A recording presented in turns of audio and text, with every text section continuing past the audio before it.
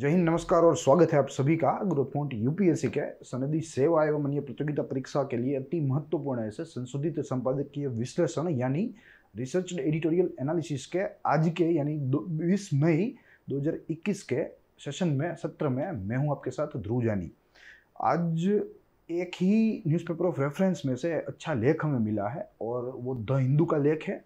भारत व पाकिस्तान के द्विपक्षीय जो व्यापार संबंध है उसको उजागर करता लेख है। बहुत ही महत्वपूर्ण मुद्दा है आमतौर पे हमारी परीक्षा के लिए भी और जनरल सामान्य जो है दृष्टिकोण से भी। साथ ही में अन्य न्यूज़पेपर ऑफ रेफरेंस में से कोई अच्छे महत्वपूर्ण लेख हमें सामने नहीं मिले हैं।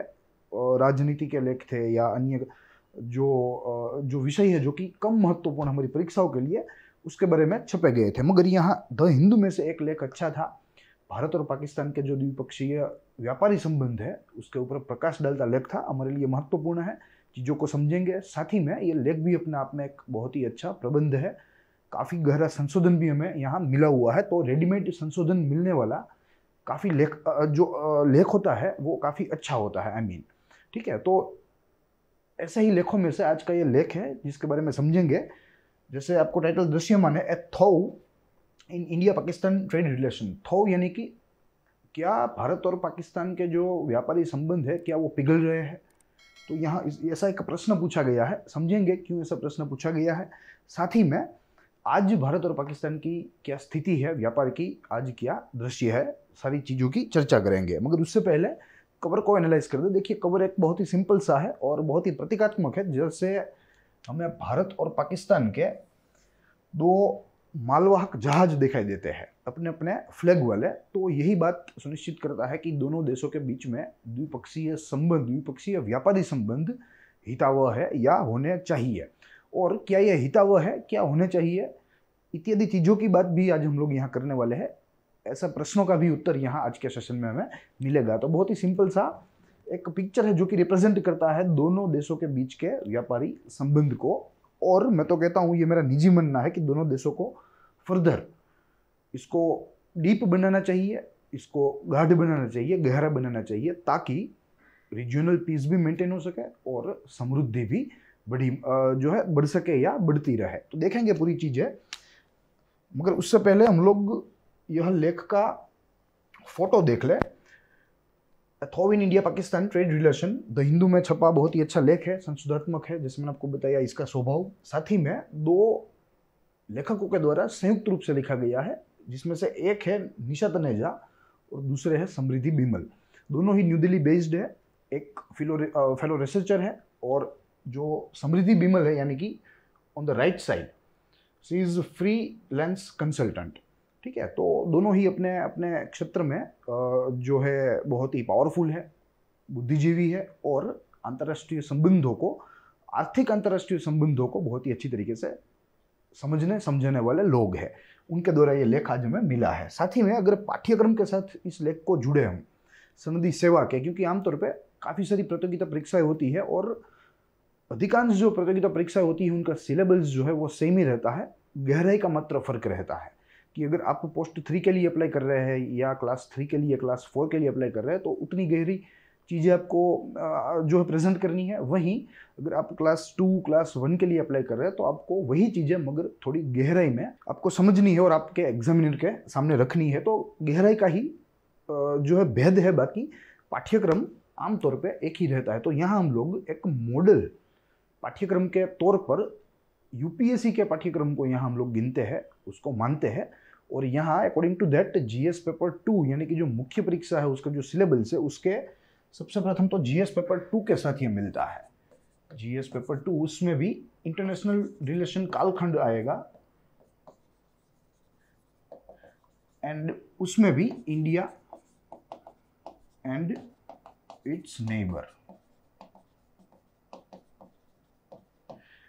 और दूसरा विषय जो आज के लेख के साथ संबंधी है वो है जीएस पेपर 3 में इकोनॉमी। और इकोनॉमी में भी इंडिया पाकिस्तान,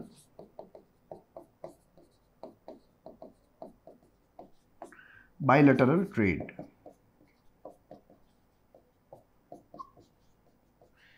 मात्र संबंधों की बात अगर हम करते हैं तो मुझे लगता है कि ये जीएस पेपर 2 का विषय होता, मगर यहाँ आर्थिक परिदृष्टि से देखने की बात है। दोनों पक्षों के संबंध, दोनों पक्षों के जो व्यापार है, जो वॉल्यूम है उनको, तो इसलिए यहाँ जीएस पेपर 3 इकोनॉमी के साथ भी हम लोग यहाँ जुड़ सकते हैं। यहाँ भारत की इंपोर्ट एक्सपोर्ट्स कैलकुलेट की जाती है, क्योंकि भारत दूसरे देश में भेज रहा है, भले ही वो पाकिस्तान ही क्यों ना हो, भले ही वो हमारा टॉप टायर दुश्मन ही क्यों ना हो, मगर जो इंपोर्ट हुआ है वो तो इंपोर्ट ही गिना जाएगा, जो एक्सपोर्ट हुआ है वो तो एक्सपोर्ट ही गिना जाएगा। तो इस तरीके से यहाँ इकोनॉमी के साथ भी आज की ये जो बात है वो यहाँ हम लोग जोड़ सकते हैं। अब अगर आज के लाइनअप की बात करें, यानी कि आज के एजेंडा की, आज की कार्य सूची अगर हम देखें, तो आमतौर पे यह संशोधित संपादकीय विश्लेषण के यह सत्र जो होते हैं, हम लोग यह 3 चरणों में देखते हैं। सबसे प्रथम निष्कर्ष की बात होती है, दूसरे में महत्वपूर्ण बातें जो कि लेख में दी हुई होती है, और आखिरी में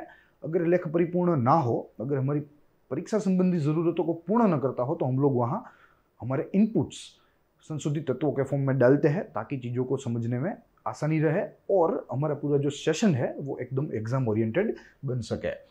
आज भी निष्कर्ष की बात करेंगे, आधार को देखेंगे, अन्य चीज़ों को तपासेंगे, साथ ही में लेख की महत्वपूर्ण बात है। जैसे लेख अपने आप में बहुत ही अच्छा है, उच्च कोटि का प्रबंध है, बहुत ही संशोधन यहाँ दिया हुआ है, तो ऐसी चीज़ों की बातें जो है हम लोग यहाँ महत्वपूर्ण बातों में देखेंगे, यानी कि चरण 2 में। और तीसरा चरण आज हमें देखना नहीं है, क्योंकि अपने आप में ये लेख बहुत ही अच्छा, बहुत ही परिपूर्ण प्रबंध है। तो शुरू करेंगे निष्कर्ष से अपनी बात। देखिए, सर्वप्रथम तो जैसे मैंने आपको बताया कि भारत और पाकिस्तान के जो द्विपक्षीय व्यापारी संबंध है, उस परिप्रेक्ष्य में आज इस लेख ने बहुत ही गहरा अभ्यास किया है। तो ये बात पहली रही, गहरा विश्लेषण या अभ्यास कह लीजिए, भारत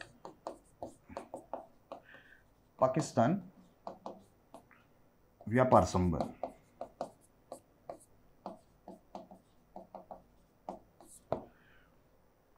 ठीक है, यह इसका पहला मुद्दा है। साथ ही में जैसे मैंने आपको बताया कि यह लेख को बहुत ही अच्छी तरीके से समझा गया है। पहले तो देखा गया है, फिर उसको बहुत ही समझा गया है, और उसमें से निष्कर्ष भी निकाला गया है। तो यहाँ लेखक ने हमारे लिए निष्कर्ष भी तैयार रखा है, और निष्कर्ष में वे कहते हैं कि चाहे जितनी भी परिस्थितियां जटिल क्यों ना हो दोनों देशों के बीच में, मगर दोनों देश जो है वो अंतर्निर्भर है एक दूसरे के ऊपर, यानी कि both the nations are interdependent on each other. तो ये बहुत ही बड़ी बात यहाँ लेखकों ने कही है, दोनों देश अंतर निर्भर। ये आश्चर्य की बात है, मगर ये तथ्य है, ये वास्तविक बात है। भले ही पाकिस्तान आज हमारा सबसे बड़ा दुश्मन क्यों ना हो, भले ही पाकिस्तान भारत विरोधी क्यों ना हो, मगर फिर भी भारत को भी पाकिस्तान की ज़रूरत है और पाकिस्तान को भी भारत की ज़रूरत है। यह बात अलग है कि भारत को पाकिस्तान की बहुत ही कम ज़रूरत है, और वहीं पाकिस्तान को भारत की बड़ी ज़रूरत है, ज़्यादा ज़रूरत है। यह बात अलग है, मगर हम लोग ये कह सकते हैं कि दोनों देशों के बीच में आज आंतरनिर्भरता जो है वो 100% एक वास्तविकता है, ये हमें मानना चाहिए। तो ये इसका निष्कर्ष है, जो कि यह लेखकों ने बहुत ही जो है बड़े संशोधनों के बाद यह निष्कर्ष निकाला गया है, या निष्कर्ष निकाला है, और यहाँ तक वे पहुँचे हैं।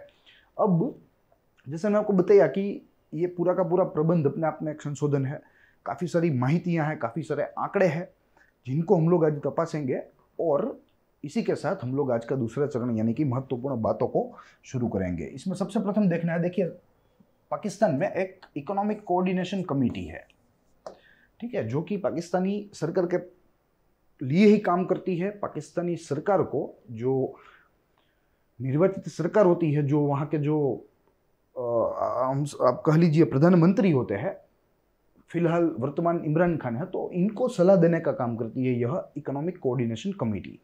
आर्थिक मोर्चे पर सलाह देती है पाकिस्तान की सरकार को, क्या करना चाहिए, क्या नहीं करना चाहिए, कौन सी गुड, कौन सी कमोडिटी, कौन सी एसेंशियल कमोडिटी हमें किस देश से आयात करनी होगी, कहाँ हमें निर्यात करना होगा, कौन सी चीज़ों का निर्यात करेंगे, कैसे आयात निर्यात करेंगे तो हमें ज़्यादा मुनाफा होगा, इत्यादि चीज़ों की जो सलाह है वो यहाँ इकोनॉमिक कोऑर्डिनेशन कमेटी पाकिस्तान के प्रधानमंत्री को देती है। अब सलाह मानना नो मानना तो सरकार के हाथ में होता है। तो हालिया ECC ने एक अहवाल पेश किया पाकिस्तानी गवर्नमेंट को, पाकिस्तानी पीएम को, और उसमें कहा कि भाई आपको, उसमें अनुशंसा दी गई, सलाह दी गई पाकिस्तानी सरकार को ईडब्ल्यूसी के द्वारा कि आपको भारत से sugar, cotton and cotton yarn का इंपोर्ट करना चाहिए। शुगर, कॉटन एंड कॉटन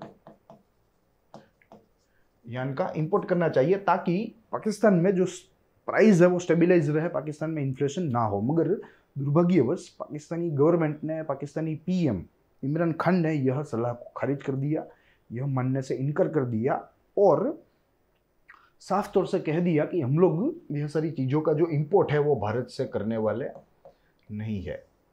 ठीक है, अब इतनी बड़ी कमेटी है, सलाह देने के लिए ही बनी है, तो इन लोगों ने कुछ अच्छा सोच के ही, कुछ अच्छा जो है एक कैलकुलेशन करके ही पाकिस्तानी पीएम को सलाह दी होगी, मगर फिर भी पीएम ने इसे मानने से इनकार कर दिया। और अगर आपको मालूम ना हो तो मैं आपको बता दूं कि ईडब्ल्यूसी जो है वो पाकिस्तानी सरकार के लिए सन 1965 से काम कर रही है, कोई नई संस्था नहीं है।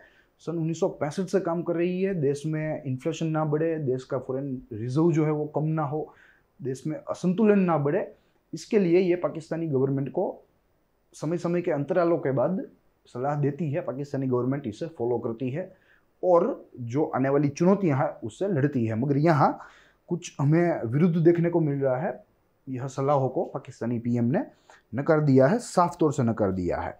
अब अगर बात करें पाकिस्तान और भारत के बीच के ट्रेड की, तो बहुत ही जटिल इतिहास है, क्योंकि जैसे आपको मालूम है कि पाकिस्तान और भारत दोनों जुड़े हुए देश है, भौगोलिक रूप से दोनों जुड़े हुए देश है, मात्र और मात्र उसके बीच में एक सीमा ला दी गई है। कहाँ वो कृत्रिम सीमा है, मानव सृजित है, कहाँ वो प्राकृतिक है।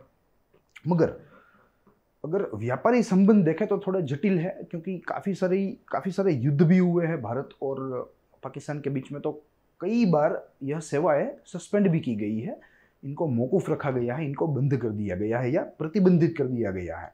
ठीक है, तो यह पूरी जो टाइमलाइन है वो समझना मुझे लगता है कि हमारे लिए थोड़ा महत्वपूर्ण होगा। अब अगर 2019 की बात करें, शुरू से शुरुआत करते हैं, फिर धीरे धीरे पीछे जाएंगे। 2019 की बात करें तो 19 में 2 बार भारत और पाकिस्तान के ट्रेड को बाधित करने वाली घटनाएं घटी।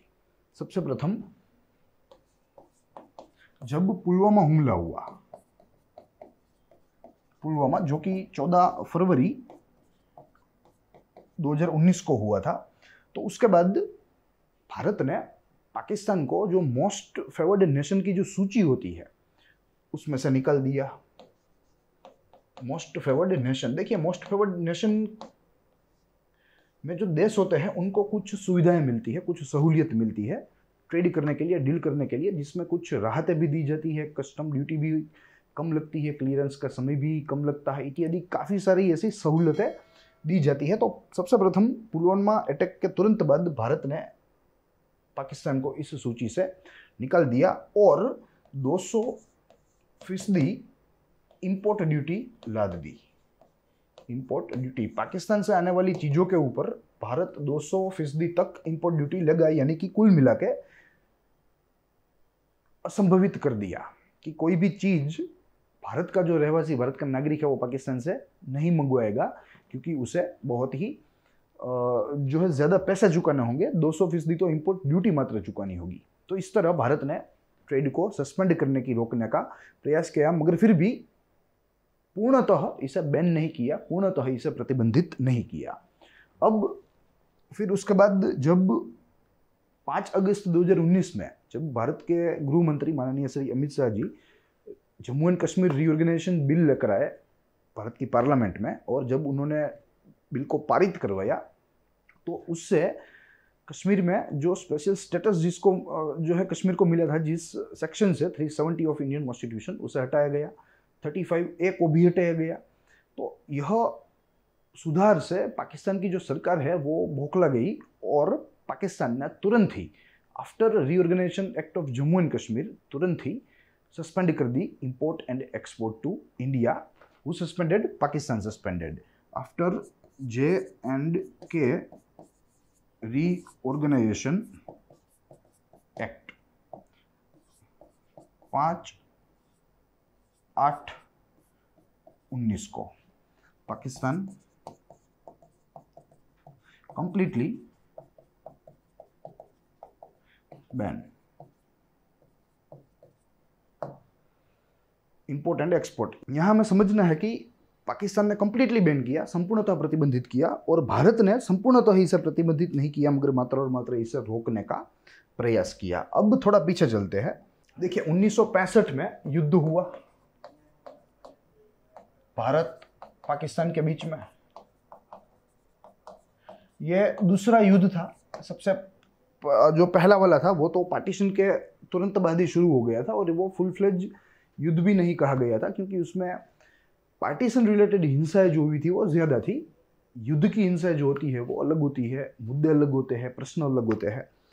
तो यह 1965 के इस युद्ध के बाद दोनों देशों के बीच में जो व्यापारी संबंध था वो जीरो हो गया, शून्य हो गया। व्यापारी संबंध शून्य। अब ऐसा चलता रहा, काफी सालों चला। फिर जाके सन 1974 में एक प्रोटोकॉल के ऊपर दोनों देशों ने सहमति दर्शाई। Protocol of resumption of trade between two countries. ठीक है, 1974 में। अब तक यहां कोई व्यापार नहीं था, इट वॉज अ वैक्यूम। मगर 1974 से फिर से ये जो सस्पेंडेड बायलैटरल जो ट्रेड्स थे वे फिर से शुरू हुए यह प्रोटोकॉल के तहत, और एक विषय सूची बनाई गई, और यह विषय सूचियों में जो एसेंशियल्स एग्रीकल्चरल कमोडिटीज है उनको रखा गया, और उसकी डीलिंग जो है वो दोनों देशों के बीच में फिर से रिस्टोर होना शुरू हुई। Essential agree commodities.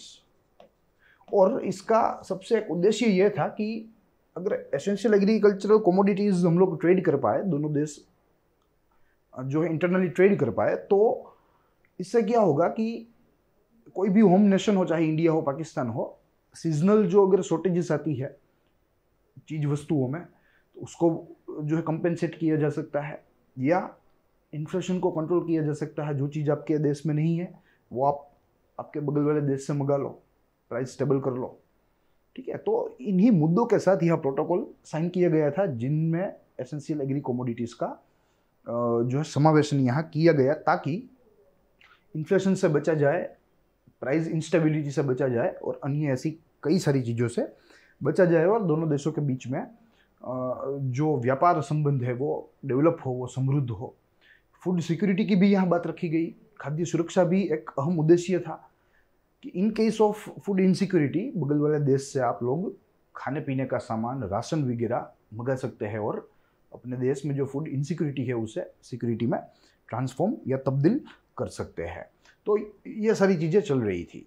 फिर एक महीने पहले ही पाकिस्तान ने अन्य चीज़ों के ऊपर भी बैन हटाया, और कहा कि भाई हमें कुछ मेडिसिन की ज़रूरत है, कुछ वैक्सीन की ज़रूरत है, कुछ मेडिकल सप्लाईज चाहिए, रॉ मटेरियल्स चाहिए।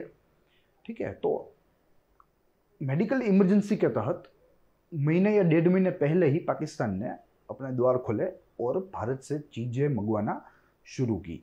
मगर डिस्पाइट ऑफ दिस बैन, अब आश्चर्य की बात है कि इतने सालों के प्रतिबंध के बावजूद भी दोनों देशों के बीच का जो व्यापार है वो तो चल ही रहा था। संशोधन ये कहता है, विश्लेषण ये कहता है कि दोनों देशों के बीच में जो आज प्रतिबंध था व्यापार का, उसके बावजूद भी डिस्पाइट ऑफ द बैन दोनों देशों के बीच में जो व्यापार था वो चलता रहा। और उसके कुछ आंकड़े जो है वो हमारे सामने यहाँ लेखकों ने रखे हैं, देखेंगे। देखिए 2020-21 की बात करें सबसे प्रथम तो 2021 from February to from April to February की अगर बात करें तो दोनों देशों के बीच का जो व्यापार था वो लगभग $280 मिलियन था। इनमें से $278 मिलियन भारत ने एक्सपोर्ट किया, और अन्य जो बचे $2 मिलियन थे, इतना पाकिस्तान ने एक्सपोर्ट किया टू इंडिया। अब ये कद से आप देख सकते हैं कि कैसे भारत को कम जरूरत है पाकिस्तान की, मगर पाकिस्तान को ज्यादा जरूरत है। 280 मिलियन के कुल व्यापार में से 278 मिलियन भारत ने कमोडिटीज, गुड्स, सर्विसेज पाकिस्तान को दिए हैं। वहीं $2 मिलियन की गुड्स एंड सर्विसेज जो है या कमोडिटीज है वो पाकिस्तान ने भारत को दी है, यानी कि पाकिस्तान ने एक्सपोर्ट करी है, in the other words India ने इंपोर्ट करी है पाकिस्तान से। तो ये परिस्थिति है। अब अगर यहाँ भारत के एक्सपोर्ट की बात करें तो यहाँ 77% कहा गया है कि फार्मास्यूटिकल, फार्मा एंड मेडिकल या मेडिसिन्स में हम लोग गिन सकते हैं। 77% भारत ने जो निर्यात करी वो कौन सी चीजें थी? फार्मास्यूटिकल्स था, मेडिसिन थे, मेडिकल सप्लाईज थी, साथ ही में केमिकल्स, शुगर, कॉटन और काफी सारी लंबी सूची है जिन चीजों को भारत ने पाकिस्तान भेजा, पैसे लिए, मुनाफा लिया। On the other hand Pakistan के एक्सपोर्ट की बात करें टू इंडिया या इंडिया के इंपोर्ट की बात करें फ्रॉम पाकिस्तान, तो सबसे बड़ा शेयर 31% डेट्स को जाता है। डेटस, बड़े पैमाने पर हम लोग डेटस का इंपोर्ट करते हैं। साथ ही में एथिल अल्कोहल,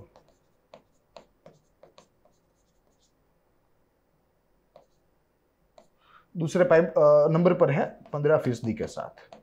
टोटल जो गुड्स जितने रेट की इंपोर्ट की गई है उसमें से 15% इथेल अल्कोहल है, 31% डेटस है। तो ये हमारा पूरा इंपोर्ट एंड एक्सपोर्ट चार्ट है 2 वे का फॉर द फाइनेंशियल ईयर 2021, अप्रैल 20 से फरवरी 21 तक। तो ये बात रही।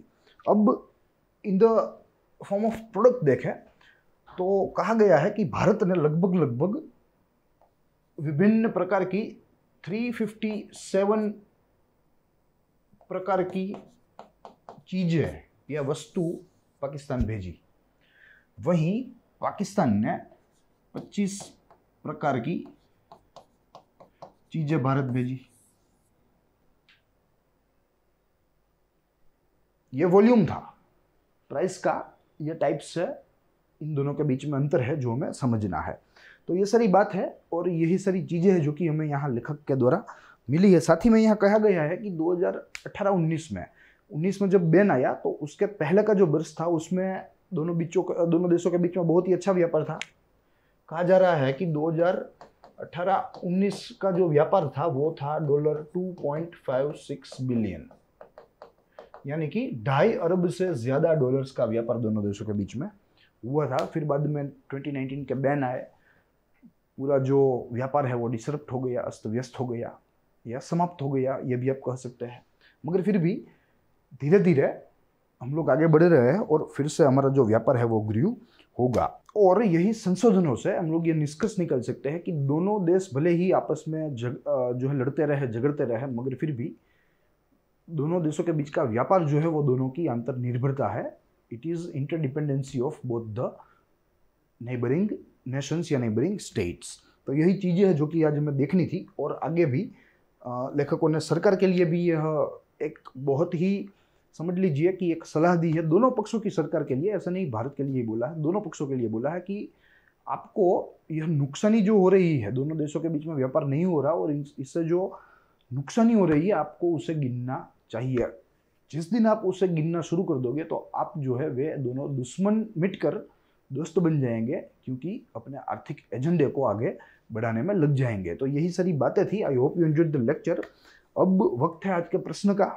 आज का प्रश्न इसमें से ही निकलेगा और प्रीलिम्स पॉइंट ऑफ व्यू से होगा, जैसे आपकी स्क्रीन के ऊपर है। निम्नलिखित कथनों के ऊपर आपको विचार करना है। हमारे पास 3 कथन है। पहला कथन, वर्ष 2018-19 में भारत पाकिस्तान के बीच द्वितरफी व्यापार $3 बिलियन था। दूसरा, दोनों देशों के बीच में व्यापार प्रतिबंधित होने के बावजूद भी व्यापार चलते रहते थे, ये व्यापार चलता रहता था। और तीसरा, वर्ष 2020-21 में भारत ने पाकिस्तान से $2 मिलियन की निर्यात की थी। आपको यह कथनों को समझना है, पढ़ना है, और इनमें से जो असत्य है उनको ढूंढ निकालना है, चाहे एक हो चाहे एक से अधिक हो। ऑप्शन हमारे सामने है। ऑप्शन ए कहता है तीनों के तीनों असत्य है, गलत है। ऑप्शन बी कहता है केवल 1 और 3 ही असत्य है।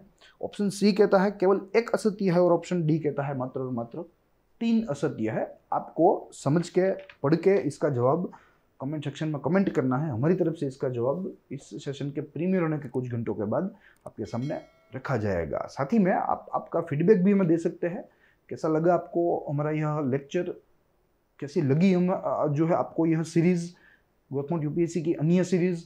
साथ ही आप अपने सजेशंस भी हमें लिख सकते हैं, आपके डाउट्स जनरल स्टडीज़ को लेकर हो या अन्य किसी विषय को लेकर हो, हम लोग आपको मदद करने का प्रयास करेंगे। सो आज इतना ही। हम लोग मिलेंगे अगले दिन अगले संपादकीय लेख के साथ, अगले विश्लेषण व संशोधन के साथ। तो तब तक के लिए देखते रहिए ग्रोथ मोड यूपीएससी।